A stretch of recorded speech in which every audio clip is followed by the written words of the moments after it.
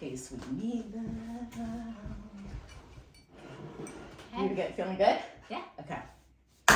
Learn that from a professional, not myself. And we're live. Okay. So, hello, Leah. Hi, Tina. Thank you so much for having me over to your beautiful home. Yeah, very welcome. Can I first ask a question, just a lighter question, before we dive into some of the deep shit that we're going to talk about today? How old is this house that we're in right now? So this home was built in 1792. Wow. And yeah, the previous owners took this wall down and found this giant beehive oven. Wow. So it's all like the black char is original to the home. It's pretty cool. I love that. Yeah, I love that. And I love it's so on point because it's about like really excavating and finding beauty in the darkness. And that's what we're going to have a conversation about today. All right. Before we get into it, I did want to also introduce my friend, my neighbor Leah. She lives down the street from me, and she was so kind to have me over for tea. We're having tea from Rastafarian. It is ginger tea from the island. A woman hand ground this. So we'll see what happens. Yeah, I can't wait. It's gonna be good. I've never drank pure ginger. Oh, it's intense. Okay. It's gonna clean and clear you out. All right, maybe I'll take one little sip. It's gonna detox right you. now. Yeah. Yes, we'll both take a starter sip. Oh, spicy. Real All spicy, right? All In there, it gets you. Yeah. Okay, so things, adjectives, superlatives, I would use to describe you. I would describe you as an artist. I would describe you as a craftswoman. Okay. I would describe you as a healer. Mm. I would describe you as, did I already say artist? Yeah. Yeah, but like to me, artist is such a huge key word for you. Yeah. And then an amazing, I mean, we're just beginning on our friendship journey, but I could just imagine what type of friendship vibe you bring to the table. An amazing mother, and an amazing wife. And those are just some things that have caught my eye about you. And thank you. you're welcome. You're welcome. You're welcome. We It's the said truth. no tears, though. Why am I I know. already? I Oh know. my lord. What are we gonna do? Yeah. It's a Tuesday. We don't have kids. We might just cry because we're Yeah. just happy that we're by ourselves, able to think, Oh my goodness. form sentences. I know. Treasure. Yes. Okay, so I wanted to talk to you. Today's conversation is going to be around, rebranding motherhood. We continue to have conversations around the real rawness of motherhood. Mm-hmm. Unsanitized imagery, really talking about the shit we're really going through. And so one of the topics that I had never had the opportunity to talk about in any type of real depth was bereavement and the bereavement of losing a child. And I know that's something that you've experienced. And you said you'd be willing to kind of share and talk to me about it. Yeah. And I'm really grateful. Yeah, thank you. You're I welcome. love talking about Laurel. So yeah, thanks for giving me that opportunity. You're welcome. Yeah. You're welcome. So tell me about Laurel. What was her personality like? What was she like? Well, Laurel's my first baby. It was an easy birth. She was such a gentle, good baby. I was starting my art business and I was able to be home with her, and for the first year of her life, it was really her and I, and bonding and walking down to the ocean, and it was a really magical year. 2016 was the year. Wow. So yeah, she was a really sweet girl. Like, we would go anywhere and people would always be like, wow, your child has like old soul eyes. And so saying that, before everything started to go south, but yeah, people kind of picked her out and thought that she was a special kid. I think you always think that about your kid, right? But it's like, You do. But she was. People was. acknowledge that, and I was like, wow, okay, she's special. Yeah. But yeah, we had a beautiful first year. Oh, I love that. Yeah. And then so the first year was just regular ups and downs of motherhood, just kind of like, experiencing that. Yeah. And then what was the next chapter? It was like breastfeeding was great, and then I sort of started to notice she would lose weight. She was losing weight, and there was no reason why. I'm like, okay, we're breastfeeding, we're supplementing with foods. She just didn't have an appetite, so I kept speaking to her pediatrician, who, time and time again, like bringing her in and being like, why is Laurel she was tall, like very tall and thin. So she's like, that's just her build. Like she's a thin girl. Your husband's a tall, thin guy. So I was like, okay, but something wasn't right, and I could never. And I even mentioned to my husband. So she was going to turn a year old in March, and around January, I had mentioned to him, I'm like, something's wrong. Like she's fussy. I was with her all the time. Like, why is she so fussy? I can't get to the bottom of this. Like, she just didn't, lack of appetite, whatever. So really, you don't go down a Google wormhole. Like it's just not good to do that because facts. Yes. It's never a good idea. No. You're right. So you're right. I'm like, well, I'm trusting my professional. I'm trusting my pediatrician, and my husband worked at Children's Hospital at the time, so he, he's like, I think it's just her personality. Maybe she's going through something. Maybe she's just a fussy kid. That wasn't the baby I knew. Yes. So I saw something changing. So sorry, just to pause here for a second. So your mama spidey senses were lit up like a Christmas tree. Yeah. You had something internal. Yeah. And we talk about this a lot, moms, of these internal instinctual gut sensations. Right. You knew something was the matter. Yeah. Like I just looked off. at her and something kind of looked off. Like she was paler, and I remember seeing my mom, like she met me somewhere, and I had Laurel in the car, and she's like, Leah, Laurel looks sick. And I'm like, how can you say that? Like she has an earache. I just took her to the pediatrician. She's like, no, she looks sick. And it's like, what? How do you even? I'm like, okay, well, what could it be? What is it now? Yeah, so fast forward to after her first birthday, we went to the pediatrician. She got all of her shots.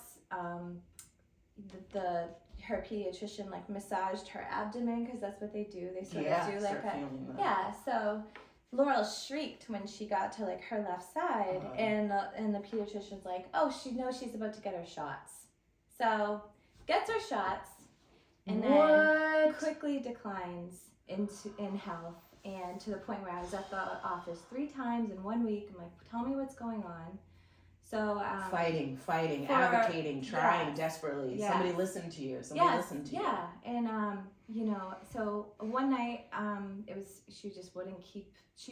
It was the first time I saw her throw up, and I'd never seen her. Thing any parent likes to see when kids do that. It's hard. And I was like, well, you know what? I'm gonna take her to our local hospital. They can give her an IV. Like this is how green I was in the medical knowledge. Like they'll give her an IV and she'll be okay Took her to our local. We lived in Plymouth, Mass at the time, and took her to the local hospital.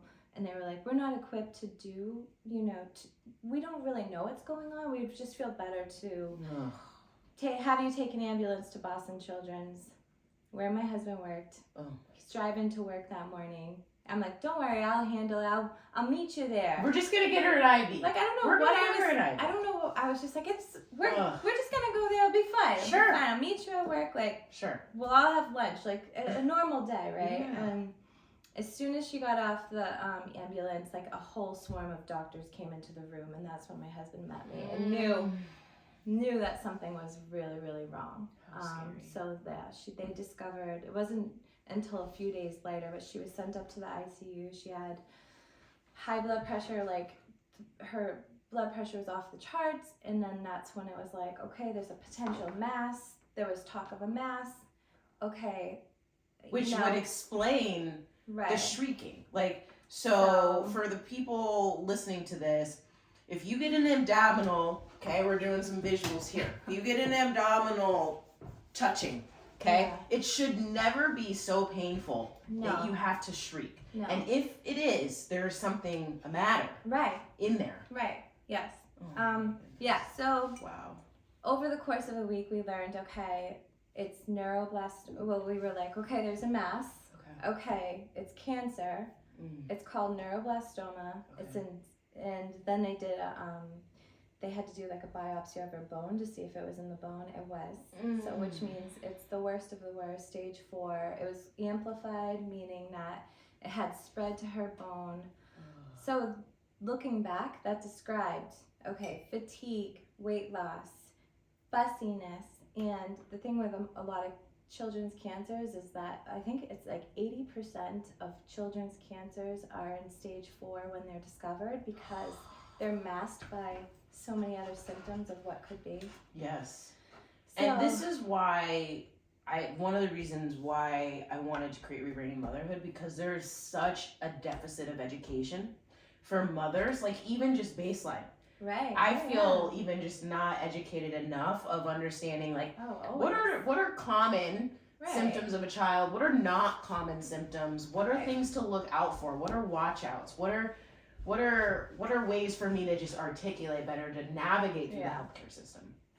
And it's like you could be looked at as going like so overboard Totally. if you are educated or Fair. if you look into things and ask people, oh, can you run a test or this or that. So as you know, I've had just experience recently with- had this experience of basically being called a worrying mother because I was asking questions, and we can't let that stop us from asking questions as moms, right? We have to still keep asking questions. Right, yeah, the advocacy piece is still there. So, you know, Laurel, she was intubated for 2 weeks. So What is into? it just means that you have a breathing tube in. It was really scary. She was getting chemo while intubated in an ICU.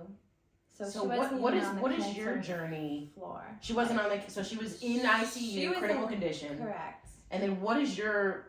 Walk me through what your life was like at that time. So what were you doing? I was living living at the Ronald McDonald House.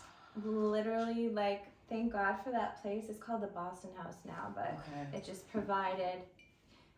Both my husband and I couldn't stay in the room, so it was every other night I was, you know, sleeping in a chair, recliner next to her, because we would just have to have eyes on her all the time. 100%. After that, I mean, No, you're not gonna and let then- your eyes and off then, for a second. You know, 2 nights I would do that in a row and just barely sleep, and then the third night I'd be like, okay, I have to go to this like little. It was like a nunnery down the street, but it was nice because meals were made and Nice. it's just a a good place to like. Okay, I'm gonna eat a meal and I'm gonna go to bed. I'm gonna get ready to go to the hospital at 6 a.m. and be there for rounds, and you know. So it was about 2 months of that, of like Just like dust off, clean off, rinse and repeat. Yeah, Oh my yeah, gosh. and just being like physically. I wouldn't leave her side. I didn't know how to leave her side. And then I understand. one really nice day, like it was like a day like today, where it was like the first 50-degree day, right? And we were walking. So my mom came up, so I'm like, we're gonna go for a walk. We're gonna go walk around. So I'm walking around. I'm like, I feel like shit. Like, why do I feel so? What's going on with me? I feel like I'm gonna throw up. And I was pregnant. I was pregnant with Bo. So I found out like within a month of, maybe a month and a half of this journey, I was pregnant with Bo. Oh my god. Yeah, I was like 7 weeks pregnant. So like, might have just happened right before, or it might have. I don't know. Wow. I don't remember. It was. I mean, there's so many variables going on. So, I'm yeah. sure. Like. Yeah. Wow. Okay. So wow. So I grew that Women can baby. do really hard fucking things. I grew that baby like on the oncology floor, you know, and yeah. And then I had him in December. I had Bo, my now 5-year-old, and Laurel. Like that was her baby. She took care of Bo. Like that was her. Oh. She made that clear. Like she was just so happy, and it gave her so much life. And I love this. It was Grabbing just, my tissues. No, I put don't them on the start. floor. I thought we weren't gonna. I'm already starting, and I have no shame We've already about talked it. about not It's- crying. And I'll tell you, these are, at this point in the story, these are happy tears because I know Bowden, and he's pretty much one of the most spectacular little boys I've ever met because of all the amazing work you've done. I actually talked about it a lot with Nate.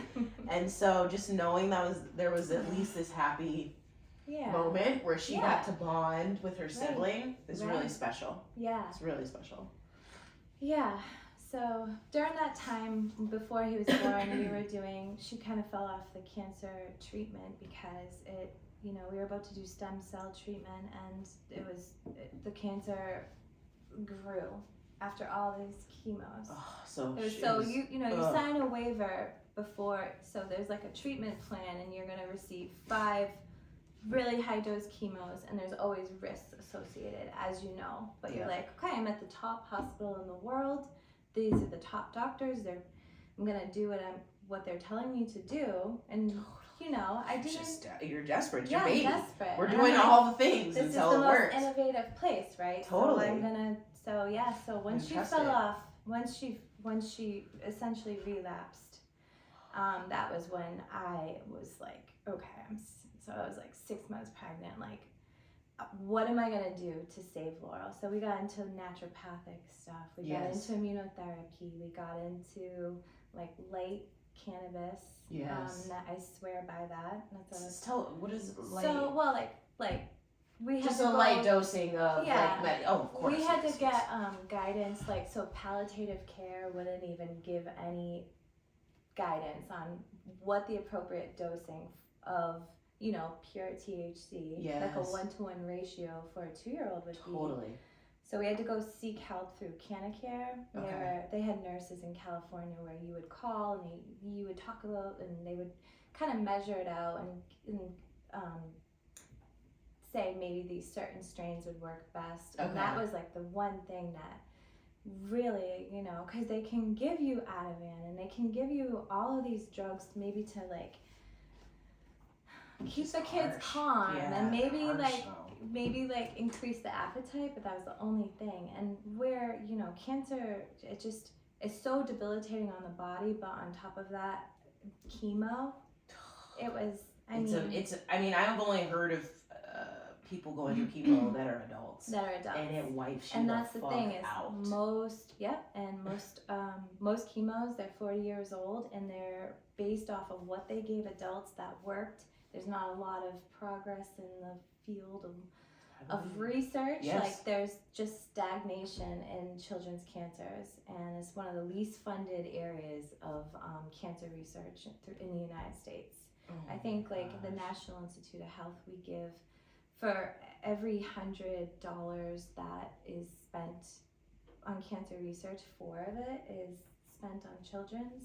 And then you gave me a data point earlier, which was alarming to dovetail off that 80% of the children that are diagnosed with cancers are at stage 4 and above. So, damn, medical system. So 1 in 5, I knew the stats, and I knew her neuroblastoma was so advanced, and it's like I knew from the get-go what we were facing, because it's like 1 in 5 children will die, and that was a fact at the beginning. But then once she relapsed, it was like the prognosis we got was not good. It's even less favorable. But that's when we did immunotherapy and less intense treatments, and you started seeing your little girl back again. and it was intense, but we had 2 weeks off, and we would be home and we'd be at the beach, and she'd be with the dog, and she had her brother, and trying to return to normal life. But it was really difficult. I don't know, I just something simple like giving her a bath.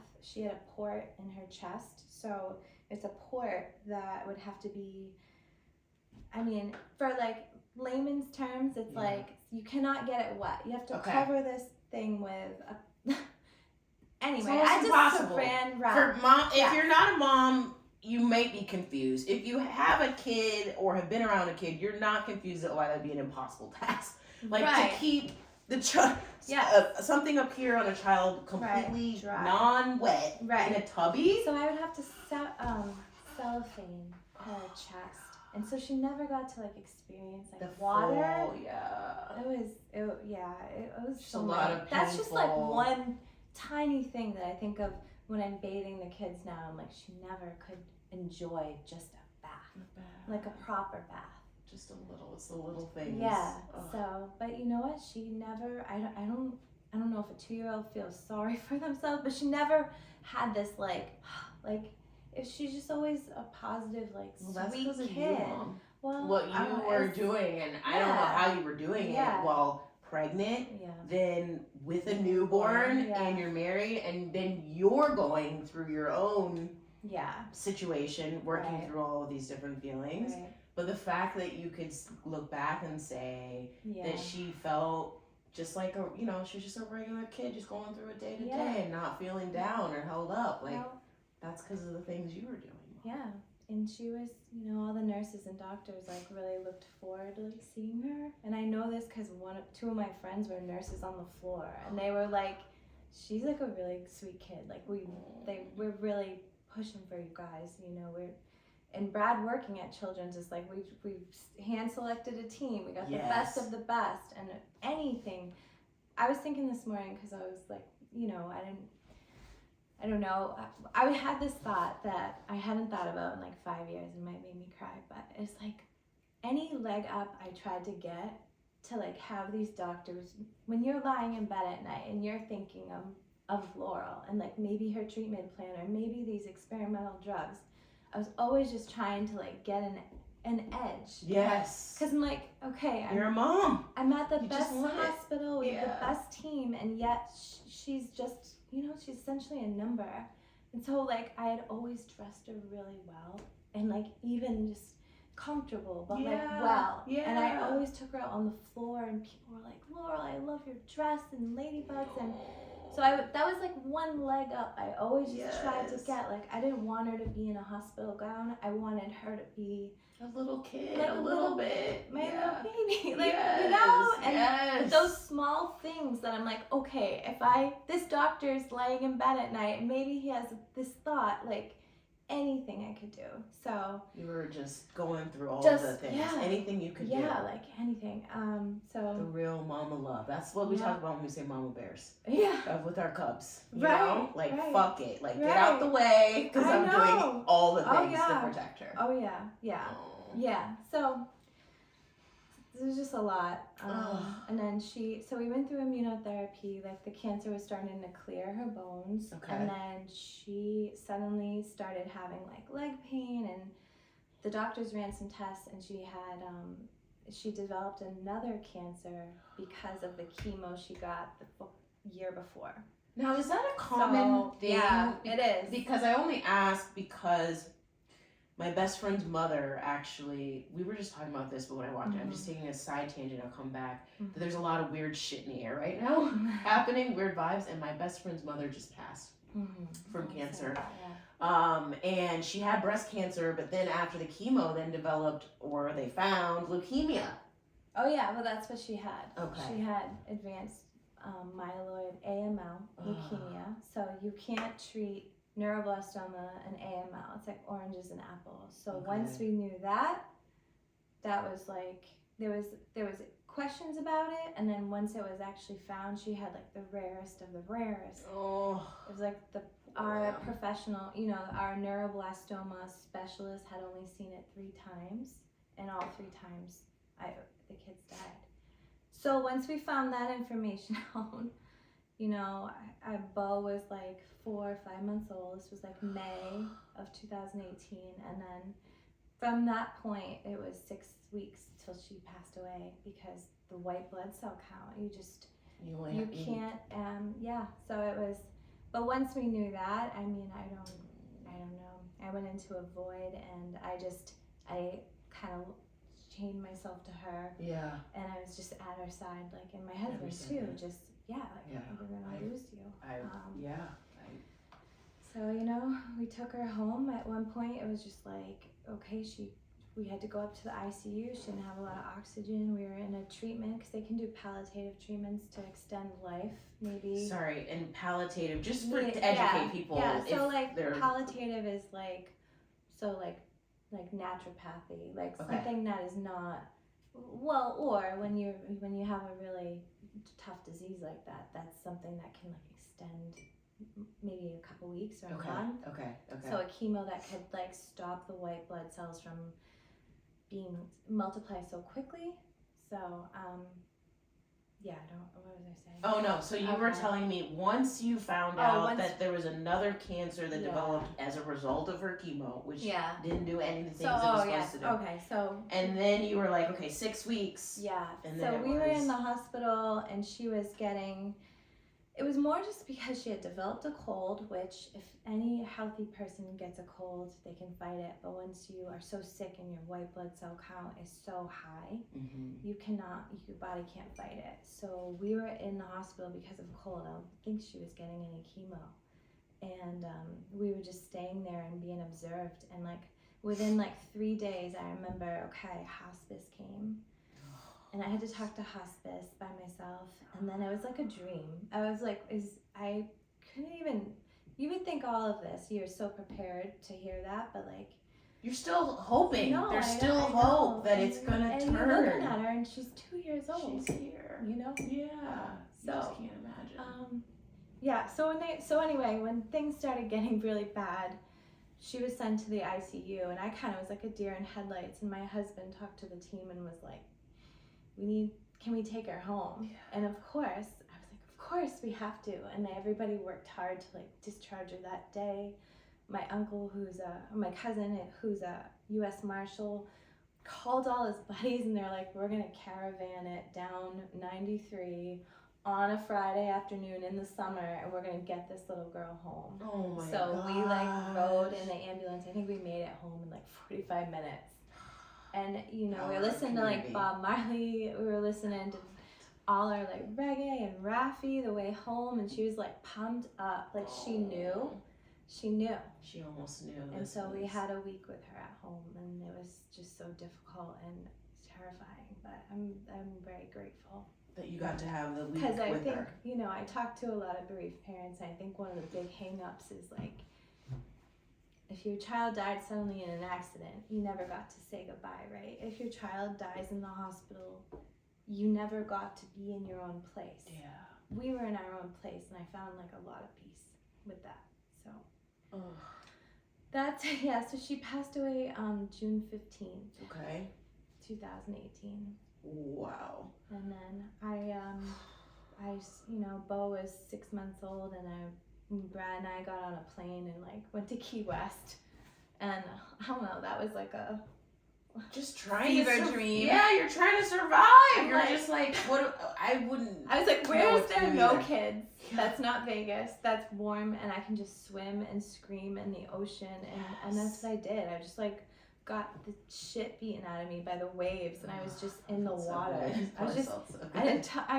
We were like drunken sailors in the ocean. Like, that is what I needed. Yeah. And then came back and, just slowly trying to get like back into life. And,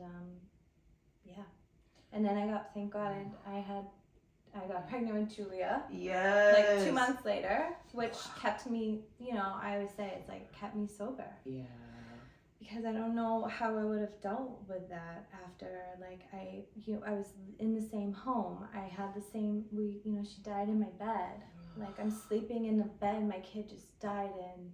Like, this is so fucked. Oh, it's so fucked. But then I'm like, okay, I have new life, and I need to stay alive, and I need to keep Bo. Like, Bo deserves to grow up and have, like, 2 loving parents and a loving family. So it's like, all my attention then just went to my other children, which thank God I had, because for a while it was like, it was scary. Touch and go. Scary, yeah. Probably at best.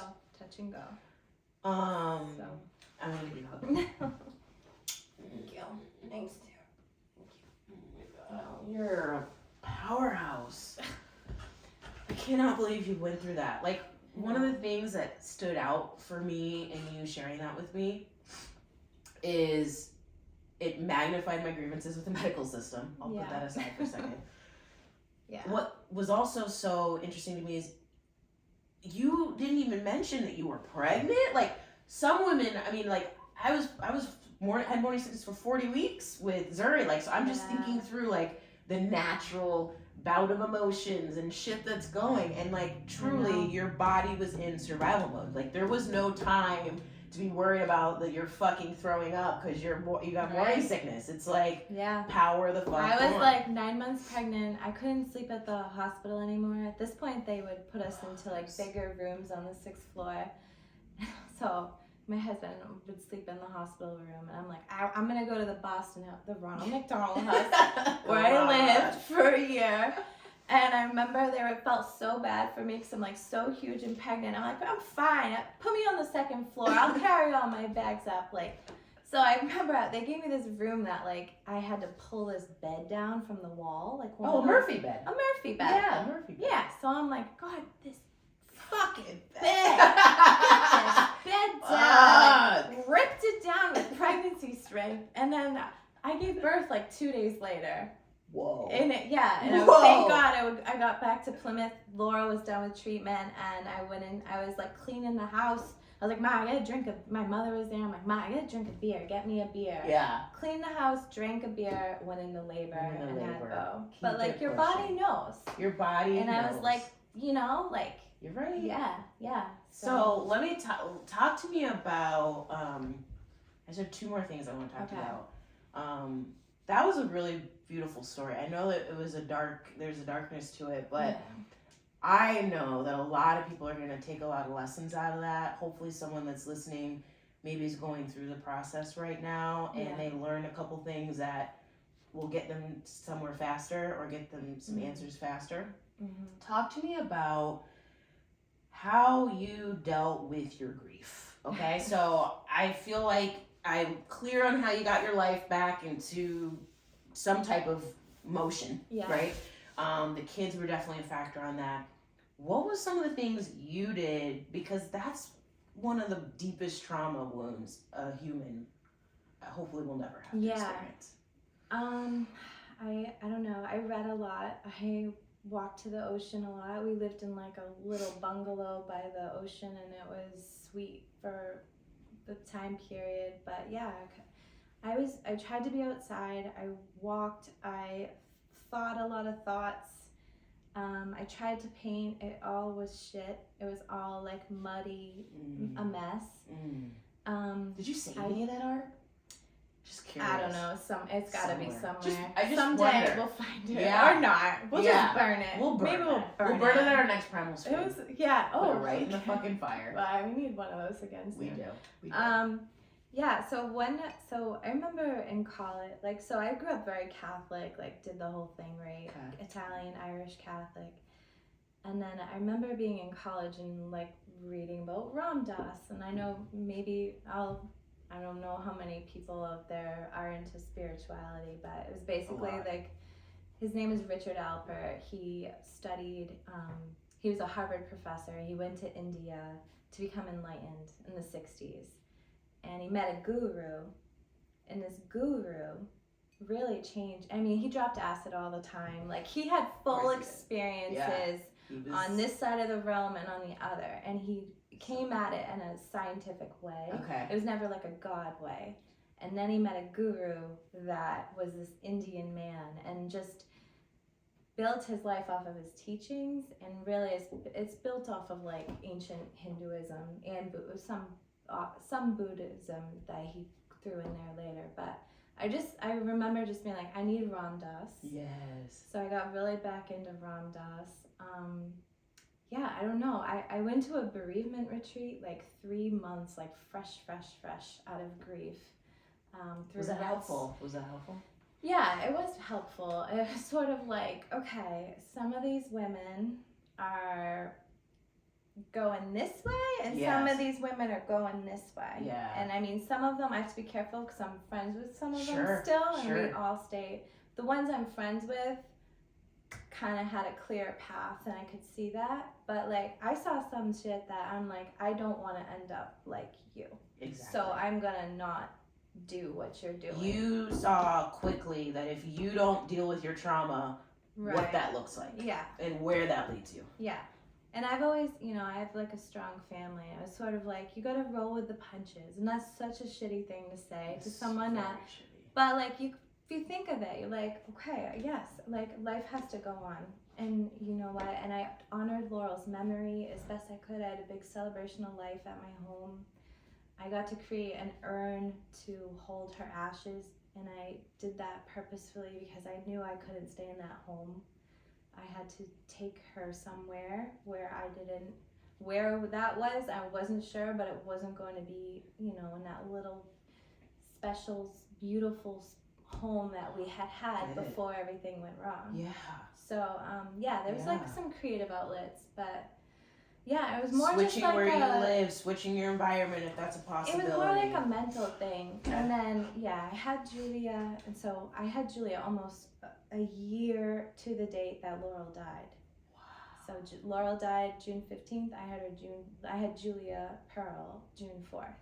Whoa. So as I had about divine timing. Right. Whoa. So then that was difficult because I think postpartum I resurfaced so much. Well, you didn't go through postpartum with Bowden.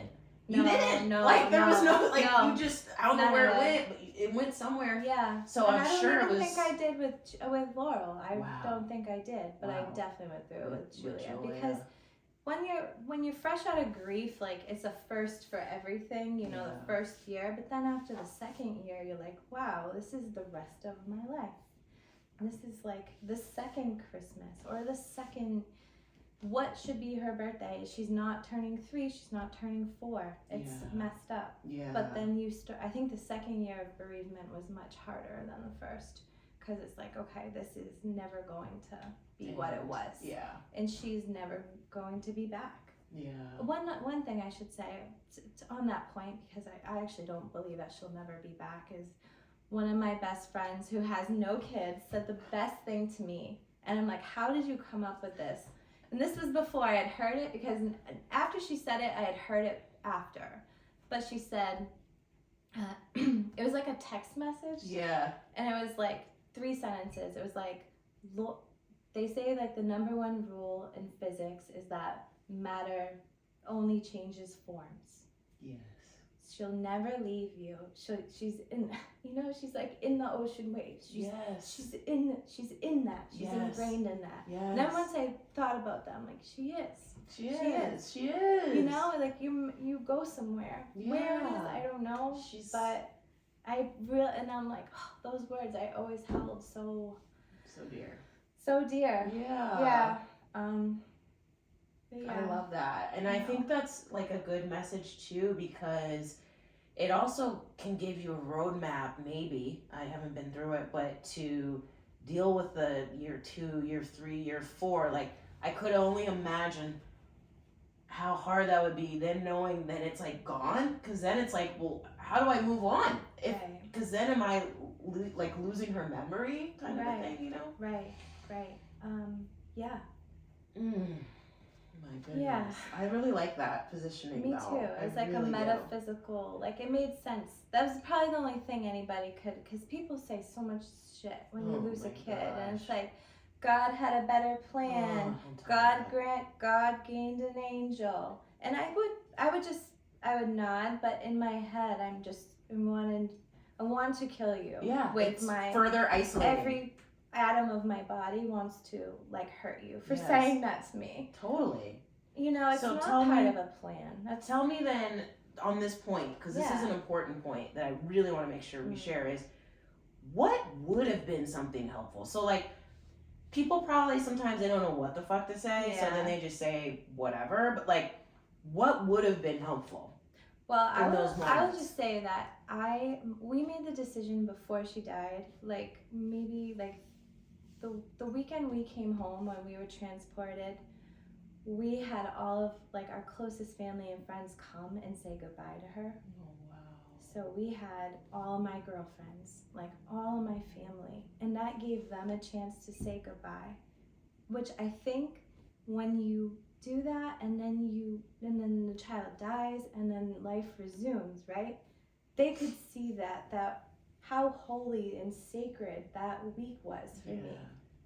So afterward, I think everyone respected us in a different way, and we tried to do it in a way that honored her. But having said that, I guess I'm saying that because that close to me said anything really dumb. It was only the people on the periphery that Yes. said dumb things. Because yes, they're nervous. They don't know what to say to you. Yeah. You lose a 2-year-old, what do you say? What do you say? I think the biggest thing that people can do for a newly bereaved family, or, you know, I really think it's just giving space, Yeah. but not asking what do you need. Yeah. Just do it. Just do Don't it. even drop into my house. Come see me while I have no bra on, and like come like help me clean my kitchen or scrub my toilet. Like get into the weeds with me, because after that it was like survival every day. And you can buy all the flowers you want, and you can send me heartfelt cards. But some days I didn't want to be alone, and I didn't know how to even ask anybody. And for my friends that knew me so well, they would just come, and that's what I needed. Yes. So make yourself uncomfortable for the person that's grieving. Like, you are uncomfortable because you don't know if you're doing the right thing. Physically be, like, just be there. Just be there with And them. then if I break down and cry, That's okay. you know what? I have a good cry, and then we're good. Yeah. You know, it's like, it's more of just the anticipation of like, am I gonna have a good day today? Am I gonna cry? If somebody drops by, am I gonna cry? Who cares if you cry? Yeah. You know that we're all human, and that people crave that energy of a grieving person. It's like one of your most sacred and holy is the aftermath of when someone dies. Your elders, even from like native indigenous tribes, that's when people would go to those people to seek advice. Yes. Like the people that were grieving were always a source of Wisdom. higher wisdom, Yeah. right? So go make yourself uncomfortable and just bother them, or go just be by their side. Yes. Or bring some wine and just get drunk and fucking chuck the wine off. We chucked so many bottles of wine off of my top deck one night. I remember that. Poor thing. We had a cat and a dog. I'm like, what the hell? Throwing them in the woods. We're like, oh, what is this? But you know what? That's what I needed that night. You needed that. Dude, I asked one of my girlfriends once, like, let's go dig a bucket of clams. Okay. Like, weird shit. Just tie up your fucking boots, go see this person that's going through this, and just get ready for whatever it might be. You don't need to think about what it's Because the worst case scenario is that you're just going to watch them cry. Is that really so hard? It's not so hard. You know what's harder is like the fight not to cry and to put on a pretty face and to like... What are you telling, girl? Yeah. Yes. Every mom fucking Oh understands yeah. that Yeah. right now. Right. Like as the baseline, Oh, like yeah. you know we get that. And you're Yeah. right. And I'm just thank you for sharing that with me, because I think that's so helpful. And I want people to just get comfortable with us all being human. Yeah. Which means we cry, we have different range of emotions, which means we lose some of our loved souls that are here with us, which means we get sick. There's all these different waves of things that are going on, but yeah. Fuck, it's way more tolerable if we can just kind of be in it together a little bit and support each other a little bit. And so it's helpful to even just to hear that, because you're right, people get so in their own head.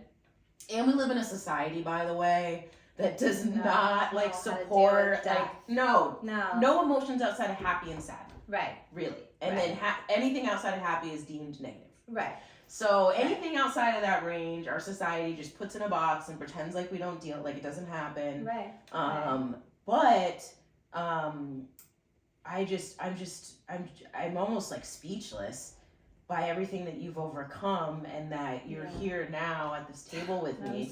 We started off this conversation talking about how she might run for school board, like just the amount of life that's still in you. I know. And that you grasp. You gotta let the light in. Like Leonard Cohen, you gotta let the light in. It's the crack that lets the light in, right? And like I don't know. I just don't want to give up, because I've seen people give up, and I've seen people go through a really bad time. And you know, it's like, my marriage is important to me. I think the statistic for bereaved parents is like 90% of people married get divorced because they don't know how to continue on. And I think if I had older kids, and we had already had a life established, and we had lived all this life, and then that traumatic thing happens, I can see why. But like, we've always, I don't know, Brad and I have just kind of always been like, all right, well, now you're stuck with me because we're gonna live this. Baby. We're gonna ride or die, and we're gonna live this out. And you know, it's you gotta lift each other up too, and you gotta like be there for the other person. There was a period of time where neither of us could talk about losing Laurel to each other, and we had a mutual friend, Brad's best friend. And he would listen to me, and Brad would be in the other room. And when Brad came in, I would stop talking because I didn't want to make Brad upset. And then I went to go do something. I think I went outside, walked the dog. Brad talked to him. And then he finally got us together. He's like, you guys don't want to talk about this and make each other upset, but you need to. And I'm like, okay. Like, it took like a friend to acknowledge that, but like, yeah, like you gotta just kind of deal with it. And you know, I could see that though. Like it's hard to talk about certain topics with your spouse or partner on good days. On good days. So something of this magnitude, I could imagine it'd be hard to dive into that. Yeah. You're amazing. You are. Thanks, Tina. No, I'm serious. Thanks. I'm so serious. Yeah. Like what you've done and what you've led, like you're leading these conversations in your community. We didn't talk about this, but she is.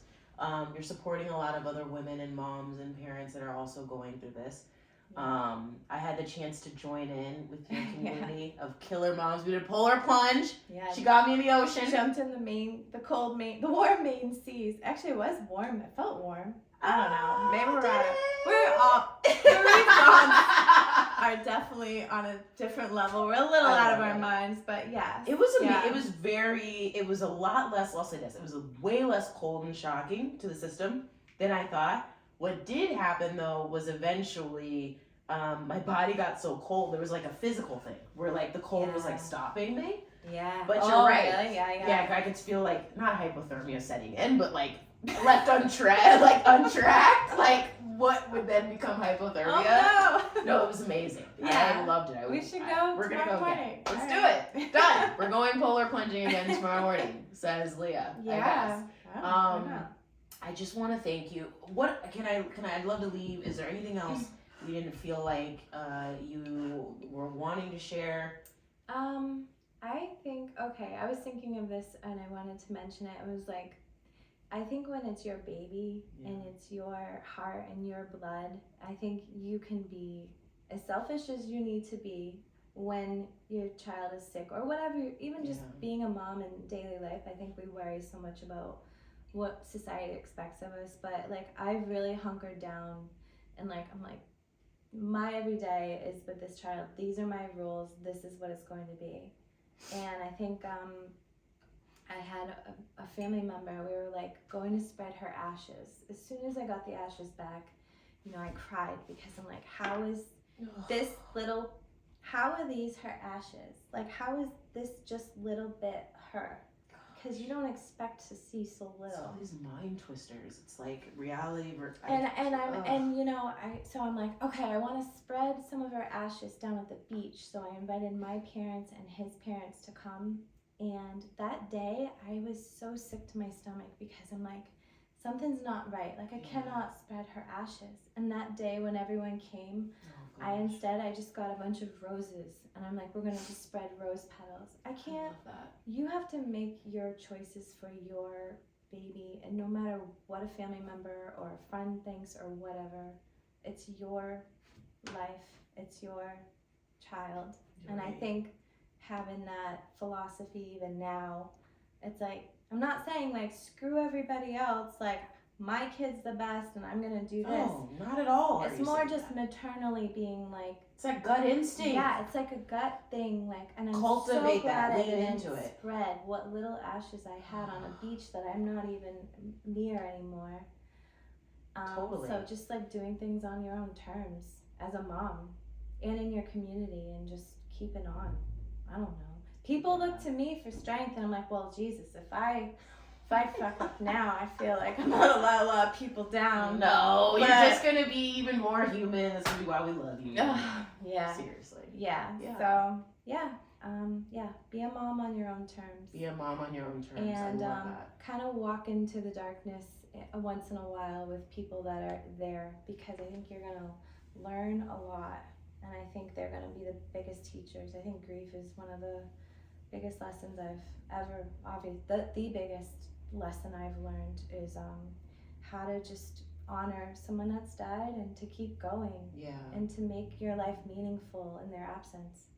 I love that, Leah. I love those words. I think it's so important, because I do think that trauma, if you can build the right supports around yourself, find the right things to help you like weather it, it can really open up this crazy, like you said, this next realm, like not even next level. It's like put you into a different stratosphere of seeing the world and how things work. No, and like I'm not afraid. I'm not afraid like I used to be. Oh, I am afraid. I'm sure. The world's terrifying, right? But but like true. No, like you can do a lot, and you can still honor somebody when they leave too. Yes.